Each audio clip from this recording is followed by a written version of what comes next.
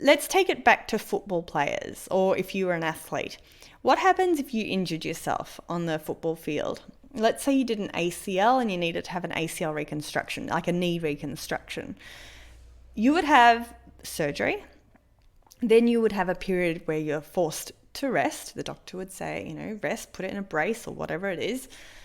Then you would start a period of rehab. So you might go to the gym and do some really light weights. Then you might start to do more at the gym. You might start some gentle run-throughs. Finally, you might start to do training with your team members. And then eventually you might get back to a quarter match of football and then a half match of competitive. Like, it doesn't go from having a knee reconstruction, 6 weeks later, bang, on the football field. Whereas I feel after having a baby in our society, our partner might only, if we have a partner, like, it might only get a couple of weeks parental leave if we're lucky. And then the modern day mum is needing to do school drop-offs or take your other child to childcare, go do the groceries, do all the laundry. Like, it's just, postnatal rehab isn't a thing, and I'm on a mission to make it a thing. Welcome to The Balance Theory, a podcast aimed at arming you with tools and tips so that you are well equipped to not only identify and define, but own your own definition of balance. I'm your host, Erica, and thank you for joining me today. Hey Balancers, and welcome back to episode 61 of the Balance Theory podcast. I hope you're all having a splendid day wherever you are at in your week. And I just want to thank you for choosing to spend the next 40 or so minutes with me and my very special guest today. Before we dive in and I share a little bit about what you can expect on today's episode, I did want to share, a thought that popped up when I was reading a book the other day. It was this concept that you get to decide and choose what an experience means to you. And I find this quite empowering. So it's sort of like the Monday Muse from this month, where you have a choice in everything and indecision is still a choice. It's kind of like you have the power to decide how certain things make an imprint in your life. And I think this is a really important thing to just constantly remind ourselves of, because it's very easy to fall into a sort of victim mentality where you throw your hands up and you say, well, this has just sort of happened to me and it's crap and I'm hating life and my job sucks and my relationship's not doing that great, or whatever it is. But I think if you really like this concept, definitely tune into the Monday Muse from this month. But you get to decide and choose what an experience means to you. So if you've had a fight, if you've had a really rough day at work, you can sit there and ponder on how crappy it was and how negative it was and just continue to fuel those emotions. Or you can decide that shows you what you don't want in life. It shows you a day that you don't want to have again. It shows you routines or practices that you've maybe done to fall into that position that you now want to avoid. So there's always a learning piece from everything that happens. And I hope you needed to hear that this morning. I don't know who did, but I felt like sharing it. So I hope that's hit home for you. And it's just a nice gentle reminder that there's a power in owning and reframing everything. So I hope that meant something to you. But now I guess a little bit onto our guest this week. As I mentioned last week, a lot of you have requested episodes and guests on female health in particular. And so what I did this month was I wanted to combine two really incredible professionals and bring to you some very in-depth knowledge about two specific areas within female health. So last week we spoke all about vaginal health, cyclical living, and a little bit about conception and fertility with Chloe Shivers, a naturopath from New Zealand. So if you are interested in that, definitely go back and add that one to your list. But today I've got Katherine Baquie on, who is a mum of 3 young girls, but also a physiotherapist for women. She does also host the FitNest Mama Podcast, which I've linked in the show notes below. But basically, she has created an online community to provide pregnant and new mothers. So I guess last week we focused on the pre-pregnancy phase. Now this week is focusing on while you're pregnant and I guess post-pregnancy, postpartum. Her focus is on providing them support and resources as well as exercises they need to move beyond the overwhelm, the physical aches, the pains of pregnancy, and I guess the weakness you feel after birth. So today we chat about all of this postpartum recovery space, as well as do a really deep dive into what the pelvic floor actually is. I'm sure many of you have heard about it, know roughly what it is, but do you know exactly what it is? And I guess its role in pregnancy, because I didn't know, the specifics of it. So I really enjoyed getting technical with Katherine today. And I guess really getting that understanding of it's just as important to learn to relax the pelvic floor as much as it is to strengthen it. So we always focus on, I don't know about you guys, but me and my girlfriends are always like reminding each other, like, do your pelvic floor exercises. But I guess learning to relax it was a really key takeaway for me today. And so we also talk about exercise. So what exercise should you be doing during and after pregnancy? And as well, I guess if you're already exercising and then moving into that period of your life, how does that need to change? What does that mean for your body, etc.? Why we shouldn't let our recovery take a back seat, which I guess is a really hard balancing act when you have a newborn baby. And I'm absolutely not speaking from experience, but I've got a lot of people around me who are new mums, and I can see the push and pull between the baby's needs and your own. So she really just reminds us, I guess, what we can't let our recovery take a back seat. Then we get into the specifics of exercise as well. So what your baseline of fitness is, knowing the intensity and exercise, I guess, times when you're training pregnant. She introduces me to something really interesting called the talk test. And we also talk about just giving yourself a little bit of grace.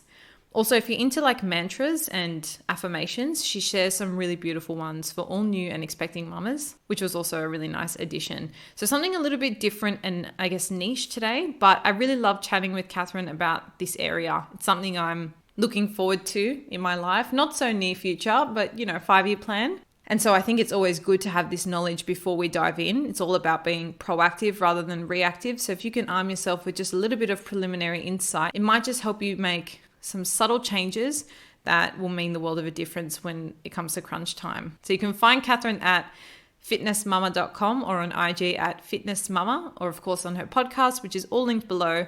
Feel free to share this with a mama who's expecting or someone who may be newly blessed. Feel free to take a screenshot of this episode and pop it on your story. Let us know what your thoughts are and send me a DM if you want to see more of this niche type of content. Otherwise, sit back and relax. I know you're going to get a lot out of today's show, so enjoy and we'll dive straight in. Joining me all the way from Melbourne and happily out of lockdown, I've got the lovely Katherine from FitNest Mama on today. Welcome to the show. Thank you, Erica. Thank you for having me. It's such a pleasure, and I'm actually really excited to chat to you today because whilst I've had guests on that have dabbled in the pregnancy space, I'm yet to do an episode fully dedicated to postpartum, pregnancy, and all things alike, and talking about balance in that journey, in that space. And it's one I'm yet to venture into, but one I hope to in the coming up few years. So I'm really excited to get a feel for, what I can expect, and I guess your thoughts on it. But just so the listeners get a bit of a feel for who you are and the work you do, would you mind introducing yourself and sharing a little bit about just that? Yeah, sure. Thank you, Erica. So my name is Katherine Baquie, and I'm a physiotherapist working in women's health. So I've always been drawn to working with pregnant mums. Right from, I think, 20 years old, I soon discovered I think all the physio students end up doing a little bit of sports training for the local football team. And I soon discovered that massaging hamstrings halfway through a footy match on a cold winter's day just was not my thing. So, always loved working with pregnant mums and new mums. There's just something really beautiful about it. And I know that seems cliched, but I'm really lucky to have found a job I really enjoy. So I have done postgraduate training in pelvic floor rehab. So that means I see women in the clinic with issues with leaking or prolapse, or we do postnatal checks or helping them with aches and pains during pregnancy, help them get back to running after having a baby. And I saw a big need to, rather than seeing women when they already had these concerns and these issues, I saw there was a big need to help women before they developed these issues. And I myself had pelvic girdle pain during my second pregnancy, and I've had prolapse symptoms. So I ended up developing FitNest Mama, which is an online platform with workouts that are pregnancy friendly and postnatal friendly, that are really we infuse pelvic floor and core and all that education into everything to really help with that. Being proactive in your health during pregnancy rather than waiting for issues to occur. And yeah, it's fun. So that's called FitNest Mama, and I've got a podcast too. So if you are pregnant, come and check out the FitNest Mama podcast. Absolutely, and I'll definitely pop links to the podcast and your website and resources below. But I love that, and I guess every guest I have on, whether it is in the realm of mental health or nutrition, or now even talking about postpartum, we are all about being proactive rather than reactive. So I love that that's kind of your approach as well. And before we dive into more of the technical stuff, because I really want to get into the nitty gritty of exercise and specific things that people can do both pre, during and post pregnancy, I did want to ask you to clarify one thing that I think for me, until I started training and exercising, was a bit of a wishy-washy term. And I was like, I kind of know what that means, but I don't really. Can you explain what is the pelvic floor, just so everybody's on the same page?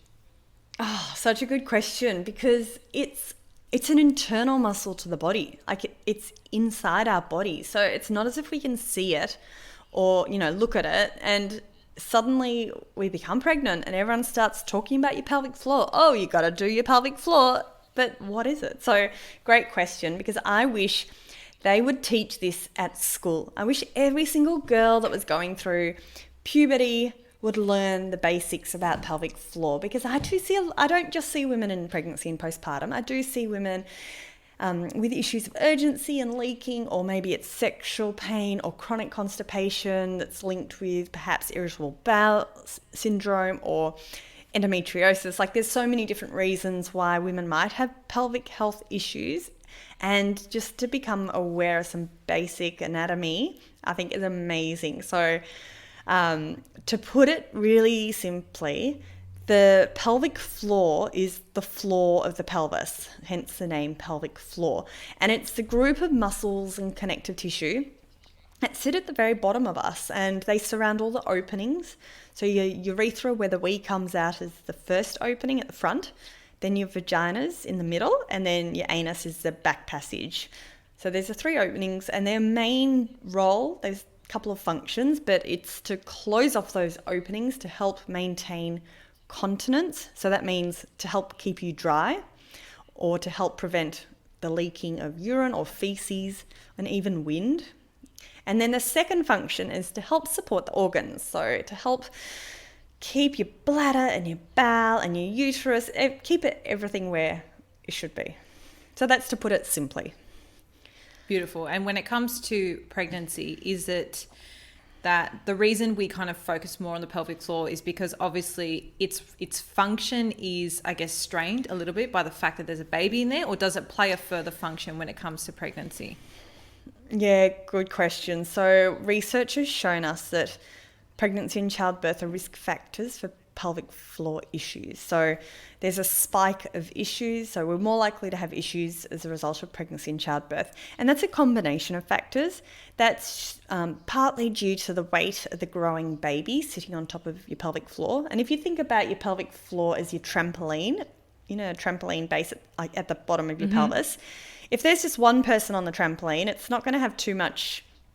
I wish I could show a video here, like show what my hands are doing. It wouldn't have too much a bit of a weight, would you? Yeah. Yeah, exactly. Whereas if you had your whole family all jumping up and down on a trampoline, like it would be creating a bit more of that like trampoline effect on the pelvic floor. So yeah, pregnancy with the weight, it's not just your baby, it's the fluid. So if you've got 9 months of growing baby sitting on top of your pelvic floor, in addition, you've got hormonal changes, and then you've got the act of birth itself. And that might be different for everyone, but yeah, those are the main reasons why our pelvic floor needs a bit of love, I believe, during pregnancy and after birth, even if you have a vaginal or a cesarean birth. Beautiful. Thanks for clarifying that, because it was, I guess, like I said, something that was like, I kind of knew roughly what it was, but I think that's a great visual, like understanding it more as a trampoline and kind of like the glue between those openings in and around that region. And that kind of helps you understand, I guess, the pressures that go into it during pregnancy and why it becomes more important. But I'd love for you to share a little bit now about your actual experience with prolapse and birth recovery in general, because I know that's something you not only work in, but it's something you personally have gone through yourself.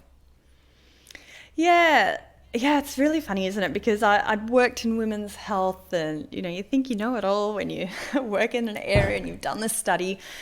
And during my first pregnancy, I had a relatively great pregnancy. I was fit, I was active, no aches or pains. I remember tricks going you to for have an the hour second walk. one, hey? Yeah, that's right. So I remember going for an hour walk the day before I gave birth, and like I worked in a Pilates studio, so I was going to Pilates class regularly. So it was great. I was really lucky.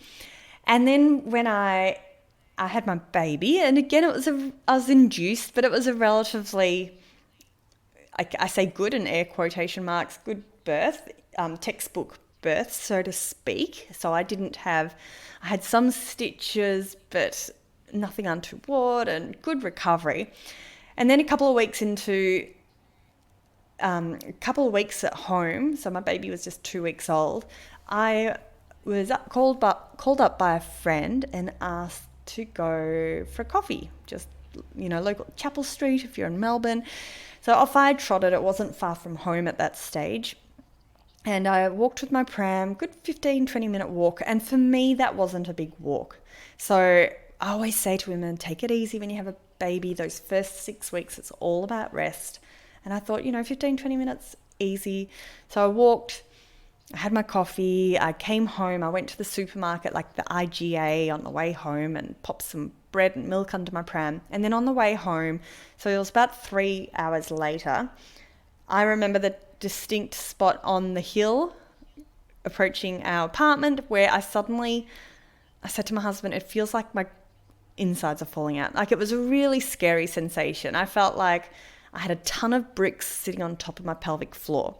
So I was lucky that I could identify that that's an issue. It's what we call pelvic organ prolapse. So you might also feel it like a vaginal bulge or a lump, or a pelvic heaviness dragging sensation. And I suddenly thought, oh my gosh, it really knocked me for a sixer, because I felt I'd had a great pregnancy. I felt like I'd had a great birth. I'd only done a 15-minute walk there and back. And to suddenly have these prolapse symptoms, it was pretty distressing. So so where to from that? I get these symptoms. If you're listening and you do have these symptoms, they are really common, they're really normal, but there's lots that can be done to help. So I think that's what it's all about, is identifying, or first of all, trying to manage them so they don't occur, but that's not always possible after childbirth. Secondly is identifying them so that we can get treatment as soon as possible, or manage them as soon as possible to help nip it in the bud as much as possible, because that's much better than waiting months and months and months and months. Yeah, in my opinion, I'm always for proactive treatment. So yeah, I'd felt this ton of bricks sitting on top of my pelvic floor, and it lasted for a good month or so, and I was lucky that the symptoms did subside. But it's huge on mental health, on confidence, thinking, gosh, am I ever going to be able to run again? It did knock me about. So in hindsight's a lovely thing, isn't it? Absolutely. Don't we love hindsight? But I now recommend to all my mums, so if you're listening and you're about to have a baby, it's very easy to go from no symptoms to suddenly being symptomatic after having a baby. So my biggest advice, if you're listening out there, is, even though you might feel great, is your body has just been through something crazy. Like childbirth, we know that the pelvic floor muscles can stretch up to 300%, 3 times their length. Like no other muscle in the body can do it. In comparison, I really need to check this stat, but I'm pretty sure hamstrings strain at about 18%. 18%, whereas pelvic floor can stretch 300%. So they're perfectly built for the job of childbirth. They're amazing. But it's like a good way to think about it is, if you've got an elastic band, we want that natural recoil to occur as much as possible. And after having a baby, we want, same with our abdominal muscles, our pelvic floor, like we've got the rest of our life to get fit and strong and active again. But these first 6 weeks postpartum, you could be the strongest woman in the world, but everything's still stretched, and it's not just muscles that have stretched. And this is what I didn't quite honor this. It's when you're eating a piece of steak, I often say this, it's not just meat that you're eating, is it? There's the white, I hope you're not vegetarian, but there's the white sinewy bit, the connective tissue and all the different parts the fascias, of Yeah, so it's all of that stretch. It's not just muscle. So we just need time to let that knit together as much as possible in those first 6 weeks. And the best thing we can do is to take it off stretch. So for myself, because I was up against gravity, even though I was sitting in the cafe and walking, I was still had all the weight of everything sitting down on top of this stretched trampoline. So my tips, if you're listening, do you want some hot tips for afterbirth recovery? Yeah. Well, actually, we'll jump in there really in a second. I just wanted to ask you quickly. Okay. So with your exact experience, because you mentioned it is quite common, if we're thinking about the analogy of the elastic band, so what actually happened in your situation? If we're thinking about the elastic band kind of coming back to itself slowly after childbirth, what happened in your situation? So because I was up against, it was just the gravitational forces, I believe. So everything has stretched, and I did have a natural lowering of everything, which is what most women do have. But because I'd been up against gravity, there's a point where it's unsymptomatic. So you can't feel it, there's no symptoms. And then there's a point, if things lower a little bit more, they're symptomatic. So by being up against gravity, it's a fine line. And by being up against gravity, I'd allowed things to just stretch and become symptomatic. So what I needed to have done is shorter walks. So I recommend 5 minutes extra every week in that first 6 weeks. But also importantly, horizontal rest. So little bursts of... fight the gravity, yeah. Yeah, and I'm not suggesting or recommending this at all, but do you know what I heard that a medieval treatment for prolapse was to hang a woman upside down. So I'm not recommending that.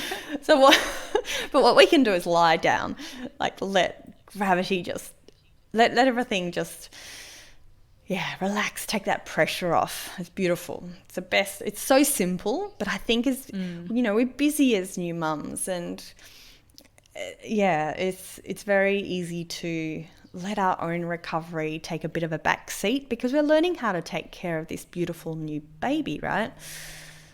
Yeah, I can imagine it would be very difficult to manage those competing priorities, thinking the child's, I guess, needs are more important at that point in time. But I think balancing that with your own recovery is a nice reminder for anyone, I guess, approaching that phase or going through it now. Do you notice in your practice or just in your experience as well, like any other common birth, I guess, issues that are quite common? Would that be like the top common one? Like aside from, let's say, mental, I guess, hormonal issues, anything else physical that's really, really common? So pelvic girdle pain and back pain is really common, unfortunately, during pregnancy. So there's statistics vary depending on which research article, but it's anything, they say, from 1 in 4 to 3 in 4 women have pelvic girdle pain at some point during pregnancy. Like it's pretty huge, and it might be really minor, but it can also be quite debilitating and just knock you for a sixer. So that's a huge one, managing those aches and pains as much as possible and not pushing through them. So it's a real fine line, isn't it? So that along with the pelvic health, so leaking, incontinence, prolapse, and then abdominal muscle separation. A lot of women come and see me about concerns about their tummy muscle, just because it's stretched so much, and again, they're just trying to make sure it's healing as well as possible. Absolutely. Now, I think probably everyone listening wants to know about the exercise side of things. So I might break this up into, let's just say, like during and after pregnancy. But before we dive into that specifically, something I've always been interested in, and I guess have as a question is, I'm somebody who does resistance training. So I train about 5 days a week, quite heavy weights. I would imagine, nearing a time where I fall pregnant, I would potentially need to change a lot of those exercises, especially when they relate to the core. However, because my body is already used to that type of training, is it okay for people to continue their exercise regime? Noting this obviously is not specific health advice, and it's always preferred you check with your own doctor or whatever before doing this during pregnancy. But I guess my high level question is, provided you alter the exercise for the fact that you are pregnant, is it okay to train at the same, I guess, intensity and routine that you have been pre-pregnancy for a long time? Yeah, look, great question. And I've done a podcast episode just on this one topic, but it is a really common question. And so yes, it isn't it's just general advice only. So the first thing is to always check with your doctor and make sure you're medically cleared to exercise during pregnancy. And you're right, the big thing is, what were you doing before pregnancy? So let's say you're a marathon runner before pregnancy. You're probably in a very different position. If you're running during pregnancy, you're in a very different position compared to another woman who's never run her whole life. And similar sort of thing with you is strength training. If you've been regularly strength training, you're in a very different position compared to someone who's not done any strength training at all. So your baseline fitness and what you've been doing as a baseline is a really important factor. So my general, for me, it's never black and white. If a woman wants to do something, I will always try to work with her to help her achieve what she wants to achieve. So if a woman's running and wants to keep running, like, that's brilliant. But there's just some things I'd perhaps recommend, and maybe ways that we can tweak the running or modify it, or things we can supplement running with to make sure her pelvic floor and core is okay. Same with the strength training. What I would be aware of with strength training is making sure we're lifting the weights in a way that's not putting a lot of downward force through the pelvic floor. So if we're having to, because what we just talked about before with the pelvic floor being under a lot of stress and load, I should just preface this with, there's not much evidence. There's not much research in this area, unfortunately. There's not much good quality research. But we can extrapolate from other research that we've come across. So my recommendation with the pelvic floor is if you're going to be strength training, let's first of all find out that you're doing a good pelvic floor lift and that you know how to relax your pelvic floor. Because I think those two elements are really key in, first of all, becoming aware of your pelvic floor. Because if you're aware of your pelvic floor, then when you're doing your strength training, hopefully you become aware if you're putting that downward strain through the pelvic floor. So what I mean by that is constipation on the toilet is one risk factor for pelvic organ prolapse that I was talking about before. So we don't want to be straining on the toilet. So we want to be opening the bowels in a way that is not putting extra downward force through the pelvic floor. Does that make sense? So if you're listening today and you've got chronic constipation, definitely go have a chat to your GP, go have a chat to your dietitian, and maybe get a pelvic floor assessment too, depending on, it will be different for everyone. But so my tip is, strength training is brilliant during pregnancy. I would just be making sure you're doing it in a way that's beneficial to the body and not potentially putting extra load on the pelvic floor. Yeah, absolutely. And I like the point about understanding what your baseline is, I guess, before you fall pregnant. I guess the takeaway there is, don't maybe, if you want to try CrossFit, maybe, once you fall pregnant, it's not necessarily the right time. Just saying that out of the pure fact that even when I change up my exercise regime, it's such a shock to my body. And I feel like that's where you want to watch, I guess, what you're doing during pregnancy potentially. But I think the other thing you said that's really important is that pelvic floor awareness. So notwithstanding what exercise you're doing or not, doing that or having that awareness during pregnancy is only going to be beneficial. So I guess now the real question is, what exercise is actually optimal during pregnancy? Is there a type that is better or more conducive for the birthing process, recovery? Is there anything that is better for that, or does it really just depend on the person? Okay. Right, how long do we have, Erica? No, I'm only joking. So give us the best bits.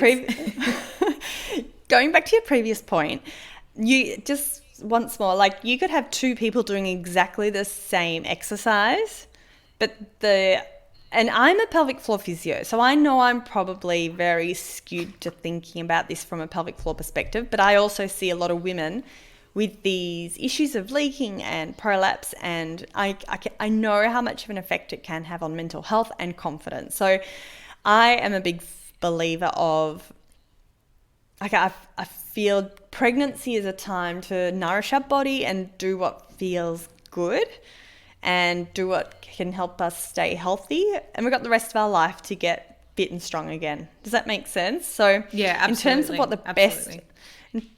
In terms of what the best exercise to do during pregnancy, this is so individual. So the best exercise for pregnancy is what you enjoy, because if you do what you enjoy, then you're probably going to be doing it regularly, and that consistency is really important for so many benefits to mum, to baby, to mental health, to your general health, and so on. So on that point, before you give us the next point, I actually remember reading this article, and it was talking about how obviously endorphins are released during exercise, but your likeness to the type of exercise you're doing actually impacts the amount of endorphins release, or I guess like even the dopamine hit you get from it. So if you're doing something you really hate, you're actually not going to get those positive benefits from it. So I think that plays nicely as a first point to, I guess, your suggestion there as well.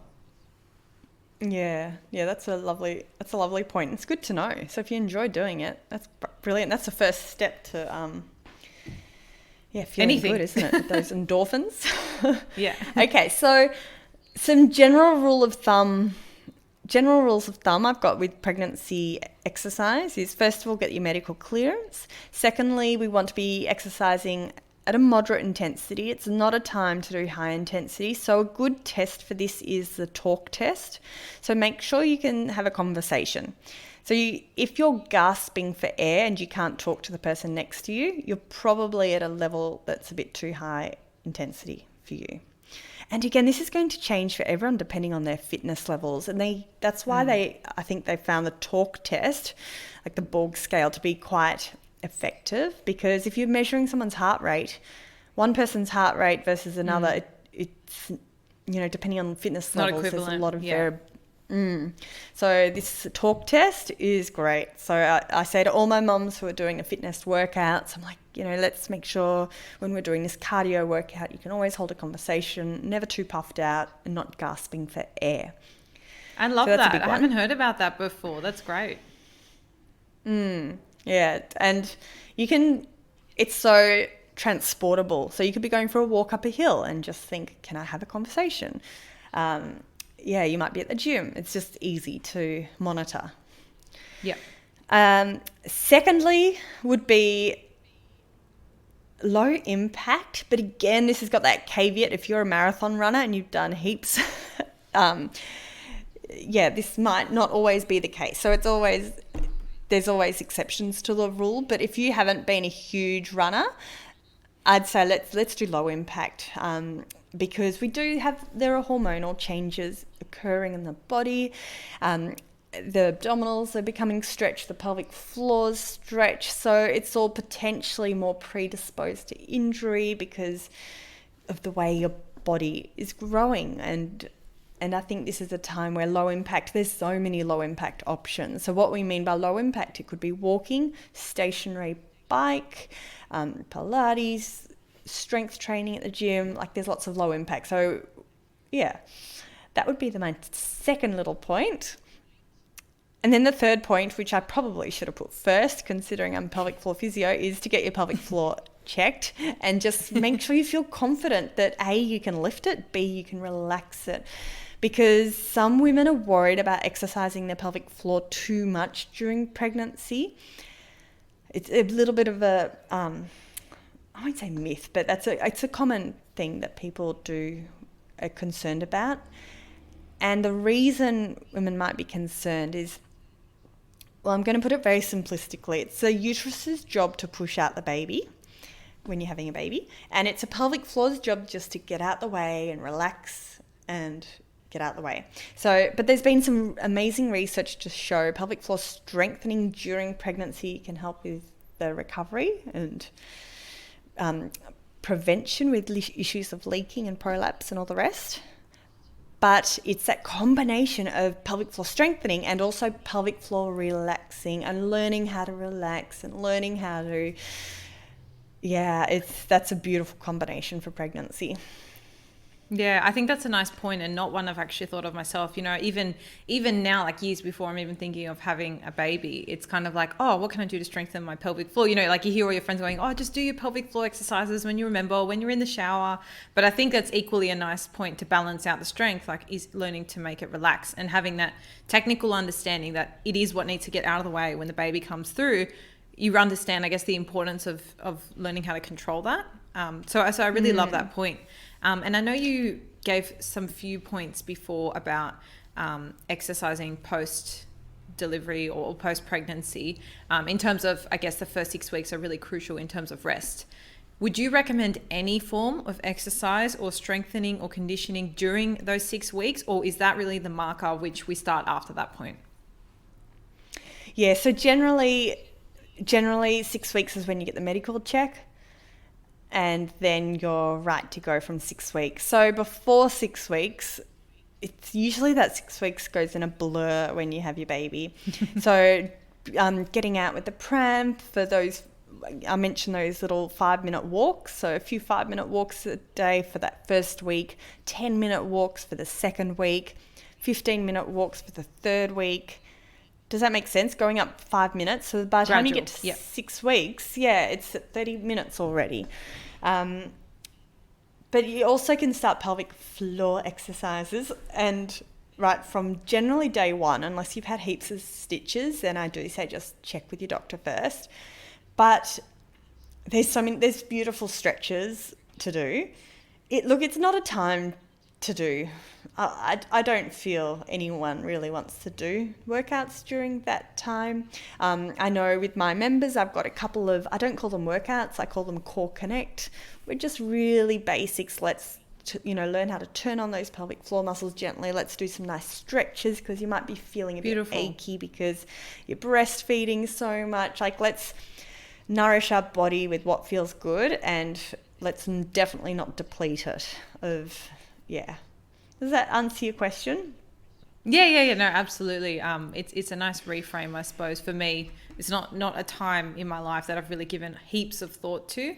But I guess, like, understanding you're probably not going to be in the mental space to want to work out anyway, but like knowing that you could do like stretches and just more gentle movements that are more conducive to that recovery is really great to know.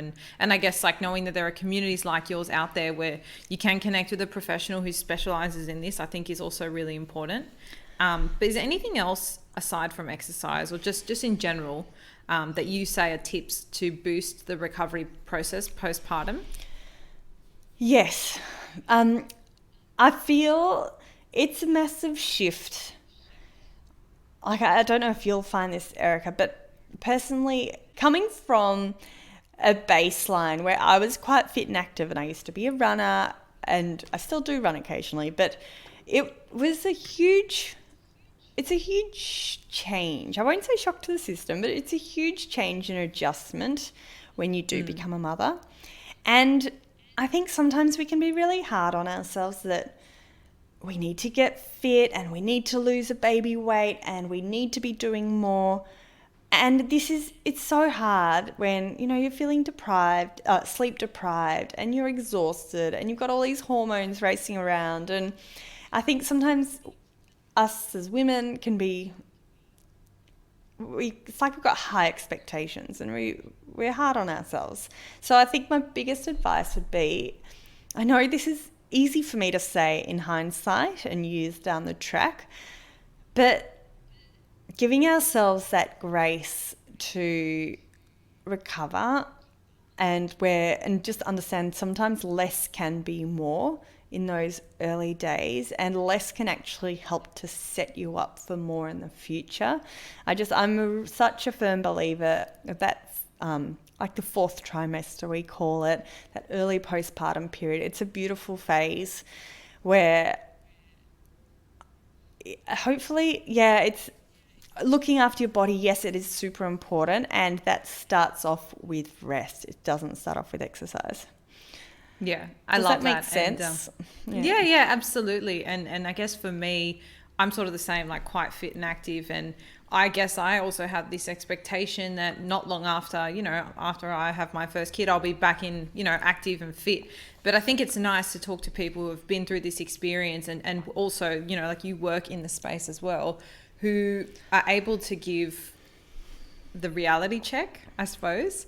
And because I love the word you use there, grace, like just giving grace to ourselves.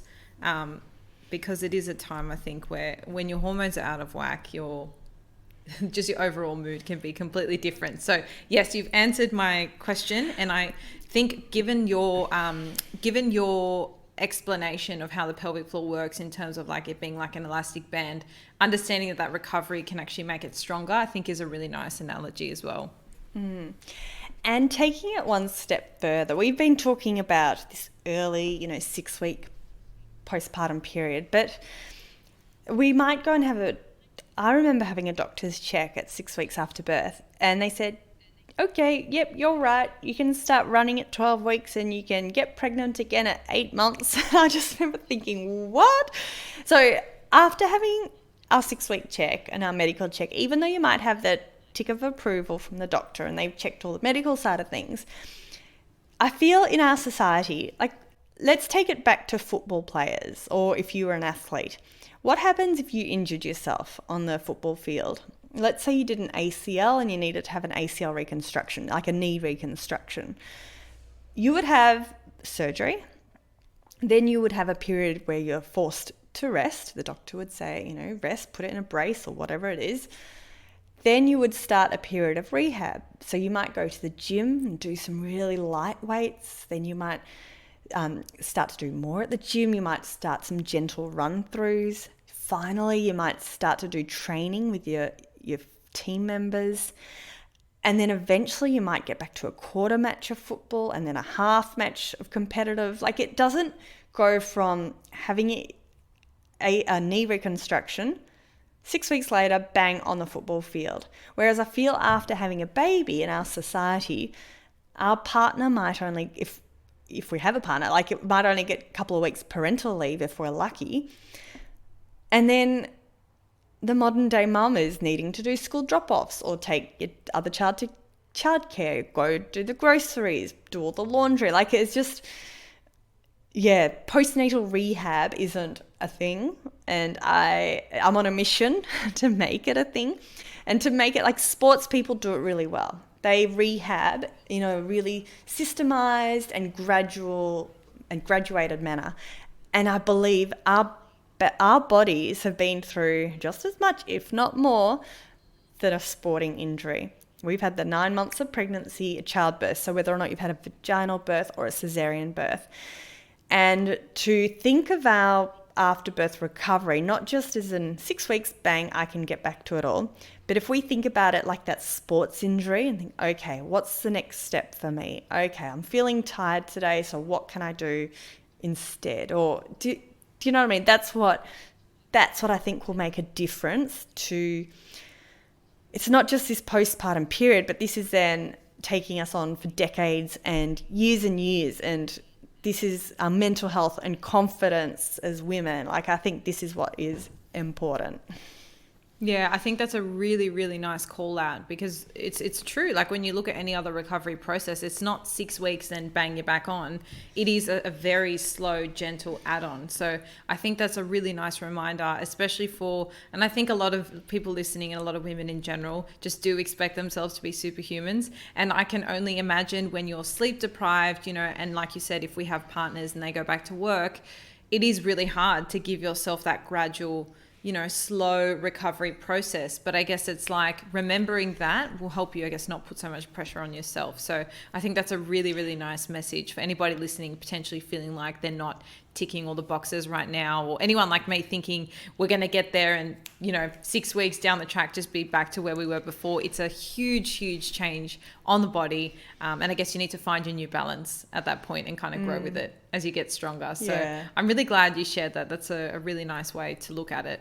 One thing we haven't actually spoken about yet, which So before we came on the podcast, I did do a little question box on my Instagram just to see if there were any mums currently in this process that had any specific questions. And I've already kind of integrated. A lot of them were around the exercise and recovery during pregnancy exercise. So we have touched on a lot. But one thing one person or one listener asked me about was breastfeeding. And she called out that one thing she didn't expect was to gain weight from breastfeeding.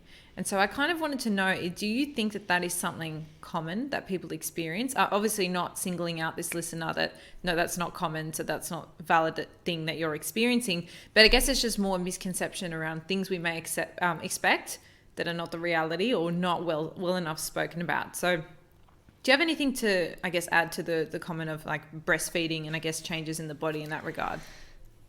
Yeah. It's such a tricky time, isn't it? Because you're right, you see one person in mother's group that might seem like they don't have a tummy at 3 months after birth, and then you might feel like you've still got your tummy at 6 months after birth, and then you have one mum saying they're shredding weight when they're breastfeeding, and then another mum might feel like they're not. So it's challenging because it's also individual, and I think in those situations, this is where motherhood expectations need to go.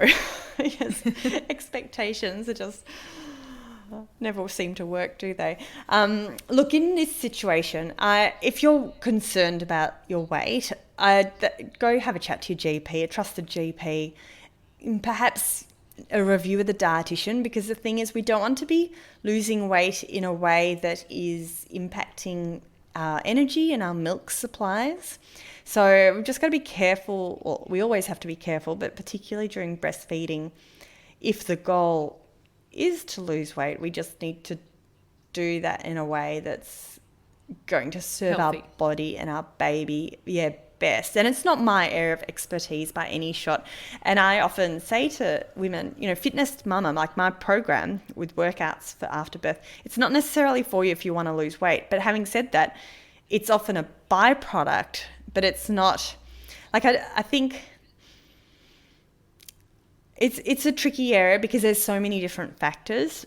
And I think if we can boil it back down to some basics, is what do women want to feel like after having a baby? And this is where I think it can be really helpful, because so often we're exhausted, right? And we're tired, and the thought of going for a workout for 45 minutes, it's just sometimes impossible. Like, it can feel impossible when you have a new baby and you've been up all night. So this is sometimes where I think, again, that having that grace that we talked about before, but also thinking, what is easy for me to do today? I am a really big fan. I've got 2 mantras which I just love for new mums and myself when I was a new mum, is something is better than nothing in terms of exercise after birth, and then done is better than perfect. So I'm talking about after that 6-week period when you've had the medical clearance and you're ready to start moving again. So something is better than nothing. So often if we've got intentions that we want to exercise, but then you're feeling really exhausted and tired and your baby's unsettled and you're finding it hard to leave the house, sometimes it's just not possible to go for that hour-long workout at wherever it is that you want to go. So this is where sometimes doing 5 minutes at home here or 10 minutes there can be really helpful. And it can also, more importantly, it can help us feel better. Like mentally, 5 or 10 minutes can make, mentally, it can make a world of difference on our outlook. And if we've got an unsettled baby, suddenly it can all seem manageable again. Mm-hmm. And then done is better than perfect is my second mantra. Because when you're exercising with a baby, and especially when they start to grow up and they start crawling and you start to do a home-based workout, but then they're crawling all over you, like sometimes it's just not what you'd expected to do. Or if you were going for a walk with a pram and you have to stop halfway to feed.